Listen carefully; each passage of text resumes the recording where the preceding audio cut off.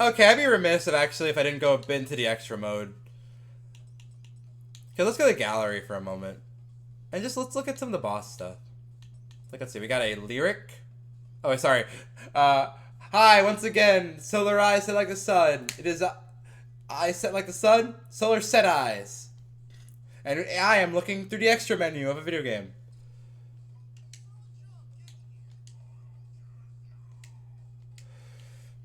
I think for now I'm just gonna do supplement of probably doing a few challenges and then playing, then reading these boss descriptions and playing a few challenges.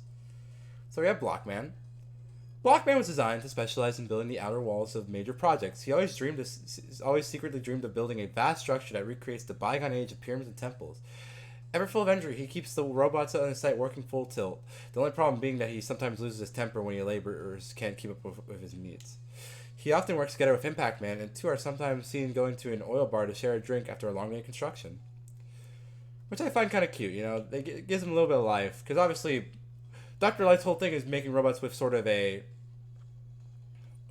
what means to think for themselves. So these robots still work jobs are set to be designed as laborers, but they are given enough autonomy to make decisions for themselves. But yeah, I also like the little detail of the manufacturer, Nakumi Heavy Machinery. Now we got my favorite guy, Fuse Man.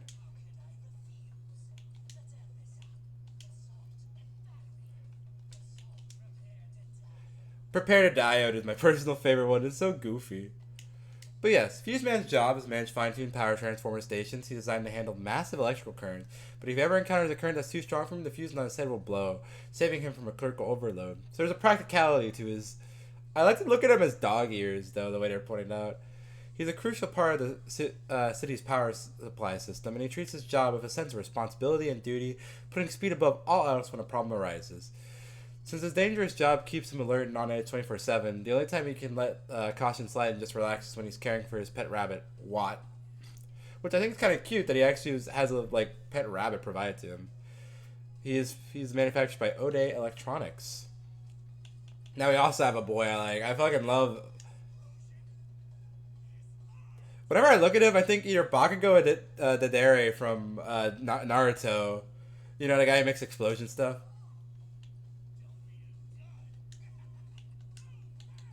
Wait, where's time?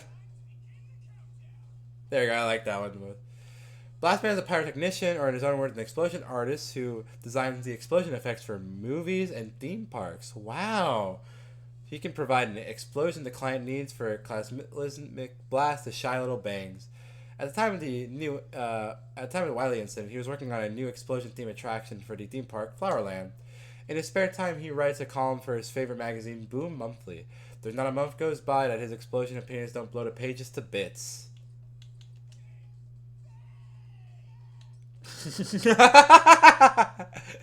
Sorry, I wanted to do that one. Oh my god, Acid Man.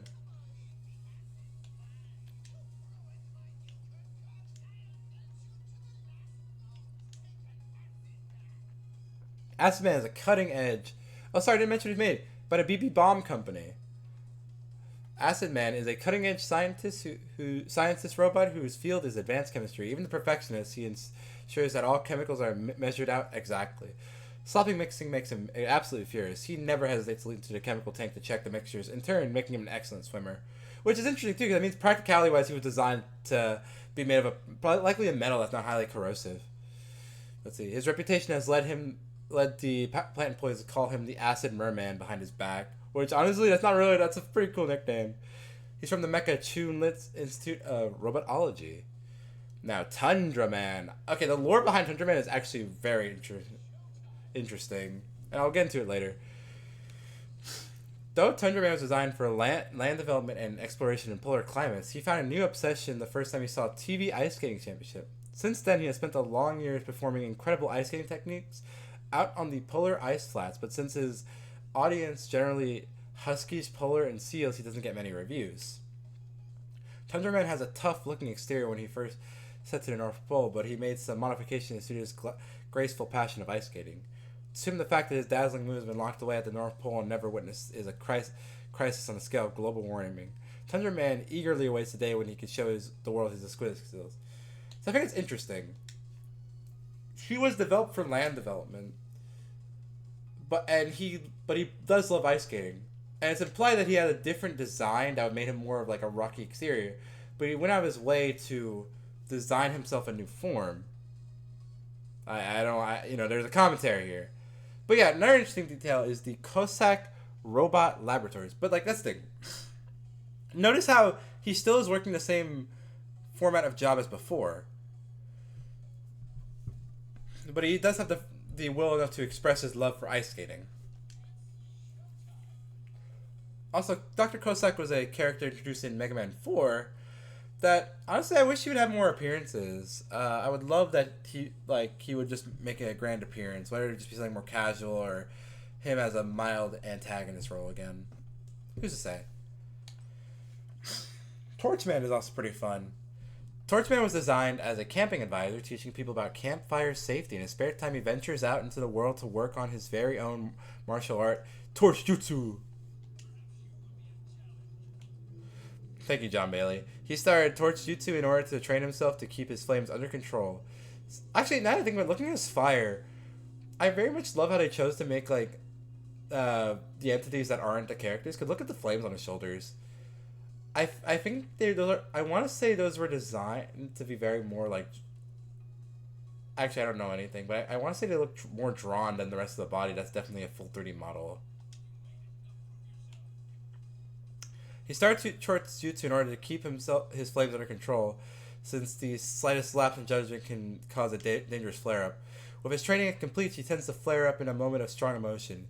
He gets particularly excited when it's time for the turkey roast, resulting in many a scorched bird.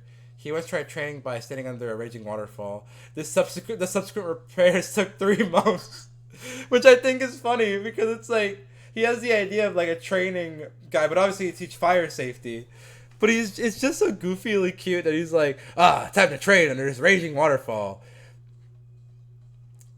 The water. But yeah, the Subakuri Precision Machining, which actually pretty cool to think about. Impact Man is pretty cool too. Triple, tumble.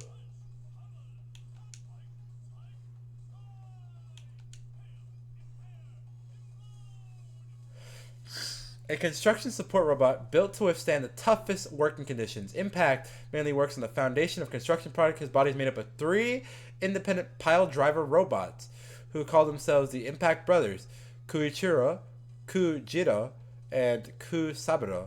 He never hesitates and always rushes to action. His motif is just push through, so once he accepts a job, nothing can stop him from smashing through in record time. Usually Koichiro, the oldest of the Impact Brothers, takes control when they combine with the Impact Man. But sometimes the youngest, Kusaburo, steps in when his big bro is worn out. Meanwhile, Kujiro is the unruly middle child and can't be trusted to take the reins, which I think is pretty interesting. He's basically a robot made of 3. And you see that in this fight when he like merges and unmerges, I think. And Nakura Heavy Machinery, which, yeah, same company as a Blockman, funny enough, which I like that little immediate connection. Yeah. Next is we have Bounce Man, which is a similar case to Tundra Man because Bounce Man was developed as a crash test robot, but his incredible stretching and bouncing abilities led him to become an instructor at the indoors athletic facility Boing Boing Park. Innocent and optimistic, he can help bouncing around and enjoy no matter his situation. He tends to accidentally bounce into people and send them flying, making him a bit of a nuisance. His fitness lessons at the Boing Boing Park are a new style of exercise that he calls hoppercise. It's like boxing on trampolines. It's surprisingly popular for middle-aged women. His funny looks and big round body are a hit with kids, making Bounceman a household name. With Joint R&B, Rebound Rubber, and Momo Robot Farms. So that's basically implying it's a collaboration between 2 companies in development of him. But yeah, it's interesting too because again, he likely was made for one purpose, reprogrammed for another purpose that he takes high pride in. Which again, very interesting. Also, for a crash test dummy, I get the idea, but I don't know. Oh yeah, Yellow Devil Mark III. Where's Mark II? Am I right? Mega Man 3. It's a shame they gave him no voice lines. But yeah, the newest of the Yellow Devil, a heinous device designed with the purpose of defeating Mega Man. Wily has equipped this model with a speed gear to ensure that there's no possible way Mega Man can dodge its tricky split attacks. We witnessed that. Though the Yellow Devil's massive body seems like a better fit for Power Gear, even Wily has struggled with budget issues from time to time, so he decided to limit the upgrade to the classic split attack and trust that a speed boost to this old favorite will be enough to finish the job. Which, again, and then we got this fine specimen. This combat is an offshoot of development that went into Wily's latest Wily machine. It's equipped with thick armor enough to repel any attack, which, honestly, I can see the mild connection. Wily originally intended to create two versions fitted with a power gear and a speed gear, respectively, but when he realized how much time it would take to build the outer casing out of the special steel used in Mattel helmets and Sniper Joe shields, he limited himself to creating just one. That's just the incredible defensive capability the resulting robot has Wily glowing with pride. Which is actually, that's interesting too. Acknowledging that he built it with like Met's helmets and Joe shields. And yeah, again, he implied that he built this with this concept. I would love to actually them go out of their way, and if they ever remake older Mega Man games, retroactively creating their own like item description or own boss description to discuss enemy stuff. But yeah, getting back into it.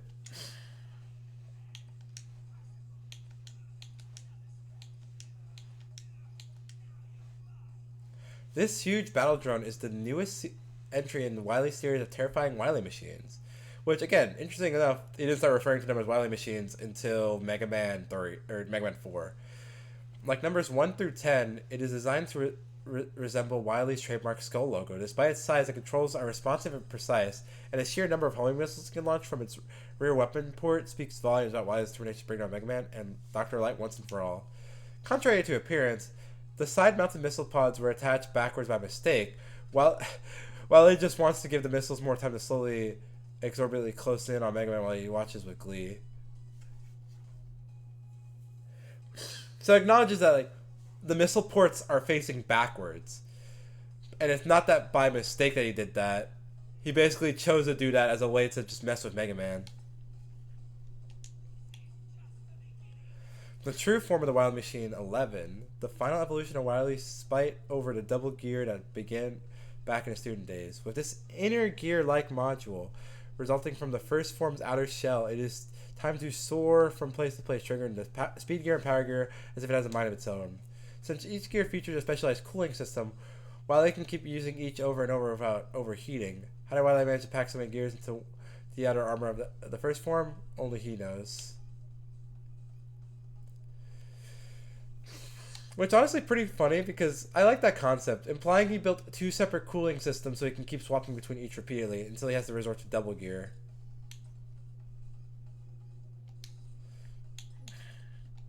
But yeah, let's finish off this with just one little, one little rush through Dr. Light trials. Obviously, I'm just going to do one run, but this is the biggest challenge of the game. Honestly, I've never beat him before myself. Wait a minute. Ah, fuck. Ah, phooey! Ow.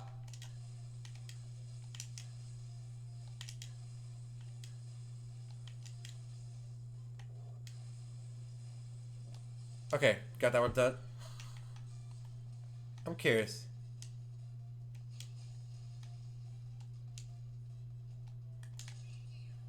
Okay, so I have halftime speed gear. Got it.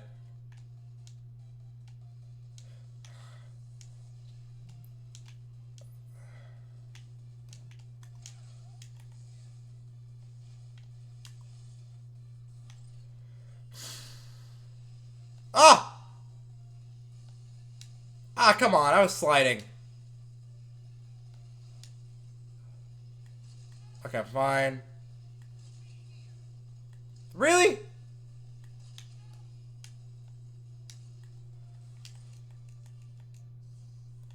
Okay. Whew.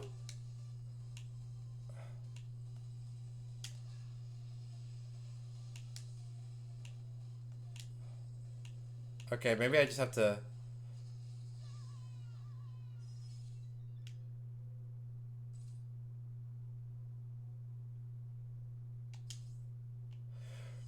Okay, we go one more. We go one more. You know, I feel it. We go one more.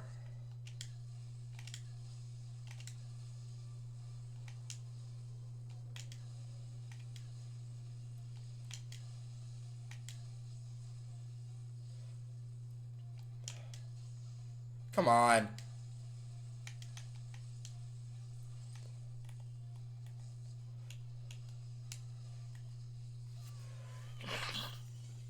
My own ego. Maybe. Okay. One more. You know, one more. You know, 3 times the charms, they say. You know. Okay.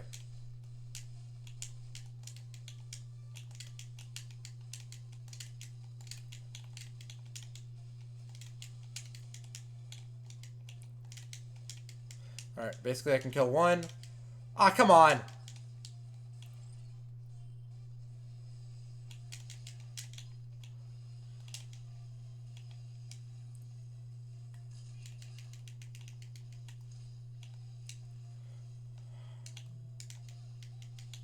Okay, cool. Ah, okay, cool. I have space.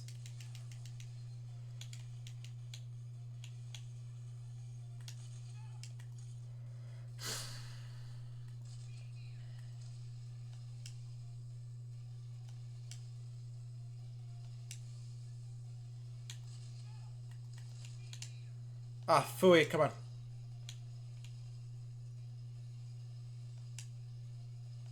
Ah, come on. I can see that motherfucker a mile away, and yet for some reason when I need to see him. Alright. Alright, cool. I can get through this. Woohoo! Oh, no! Oh, God, I was so scared.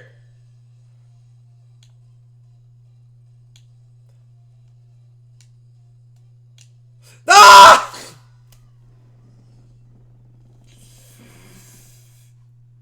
One more time, one more time, one more time, one more time, one more time, one more time, one more time, one more time, one more time, one more time. One more time! Roll it back! Roll it back! I say, roll it goddamn back! Not put... Like, come on.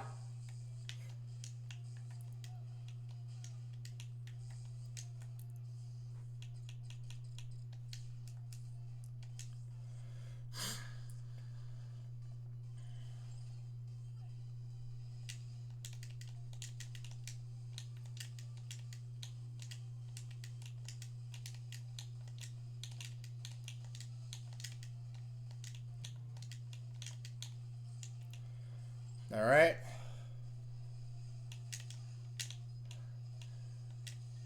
Okay, here.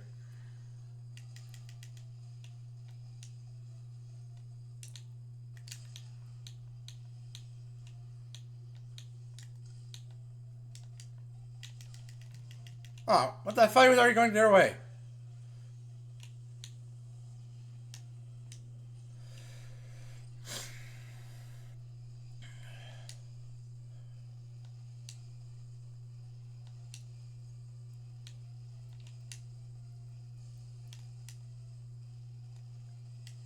Ah, come on.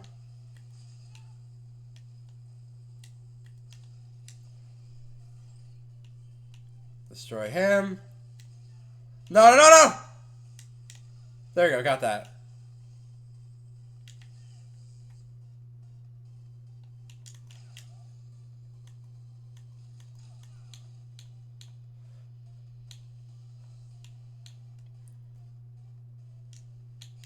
No!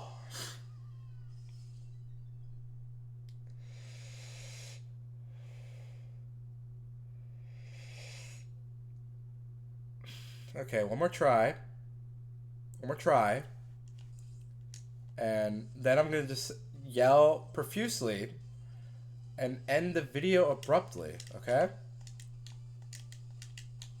Got that? Who knew that the death me really would be Bounce Man fuck stage tap? Try not to curse. It's so hard not to curse sometimes.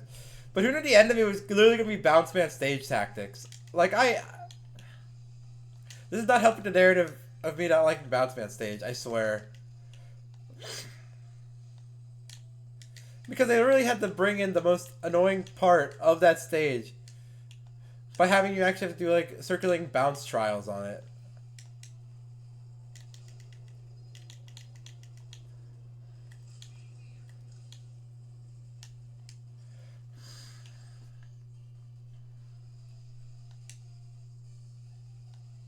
Yeah.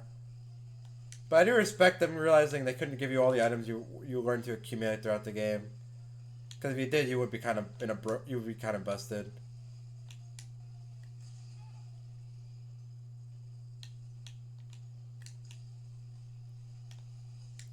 Woo!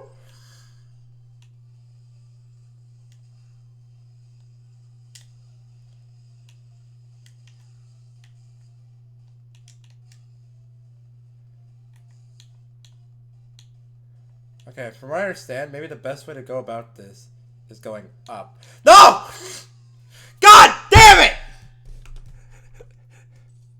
Anyway, that's the end of the video. Bye.